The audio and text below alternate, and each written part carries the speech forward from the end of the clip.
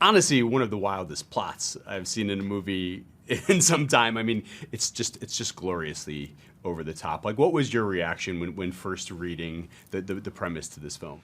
So I read the script 10 years ago when they wanted me to be a stunt coordinator.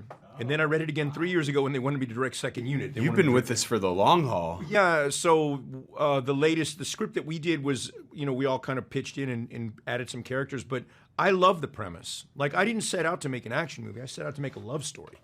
Yeah. And I thought the premise was awesome. Yeah, so 10 years of history on this project. You said you had some characters. How did it change? How has it changed most dramatically from that version to this one? So there were a lot of characters from 10 years ago that you've seen in other movies now, because that script had been around and people read it and they liked those characters. So they put in their movie, like with dogs or with just characters that you would, if I put them in there, they'd be like, oh, he copied that movie, Yeah. So when we got it, when I came to direct it, we brought on James Coyne, who's an amazing writer and an old friend of mine. And we sat down and holed up. I was like, hey, I want to add some Korean badass characters in a karaoke that he uses, like K-pop. His kids are like K-pop kids. And I want to bring 2 Scottish guys, because I'm friends with Scott Adkins, and I just met Drew McIntyre through Dave Bautista. I want to put these unintelligible Scott guys. And then I want to find these 2 female assassins that might work as strippers, that hate men and they kill people too, interesting ways. With Terry Crews, and then so that's kind of how it all went down. Yeah. I added my DNA to it. And was it always a romance? Because I do love that aspect. Because it's called The Killer's Game. You look at the poster, it's a kind of it's a low key romantic movie. That's what it is. I mean, that's what I saw when I read it the first time. I said, the side of my brain that does action for a living was like, just turn that off now and really focus on the love story that has a train wreck with that action movie. Let's talk about the train wreck later. Yeah. Let's get the characters right and the comedy right. Let's get the tone. Let's find out who Joe Flood is. And then when Dave Bautista agreed to do this movie, it was like winning the lottery. Yeah. And within 15 minutes, we had talked about and figured out who Joe Flood was. Yeah.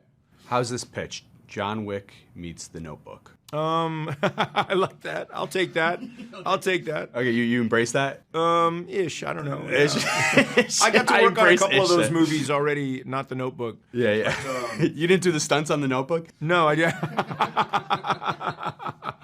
Yeah, so no, like I said, I was setting out to make a love story. That was my goal, is to get that part of it right. Yeah. Action is going to happen for me. Like, I'm not going to get lost in action. Well, you do have some tremendous action stars in this movie, and it's a big conversation right now. Like what happened to the Hollywood action star? You got some good ones. I mean, Dave is as good as they come.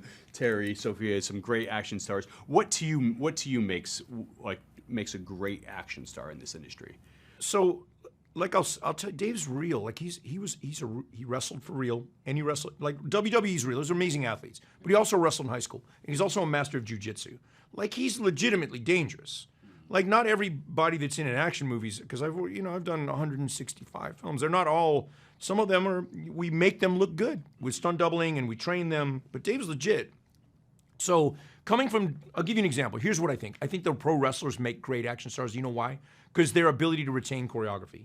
They're doing a fight scene in front of 60,000 people, and you can't say cut and go back to one. Right. If you make a mistake, everyone sees it. Yeah. So they have to remember everything. And it also is performance-based, because you're out there in a stadium hooping and hollering. So they're going big all the time. It's being able to whittle that down. So I feel like those pro wrestlers, Dave, Drew, I think that lends to what we did as well. Do you have any idea what the body count is? Because it's impressive. I got to go back and look that up, man. It'll be a drinking game, hopefully,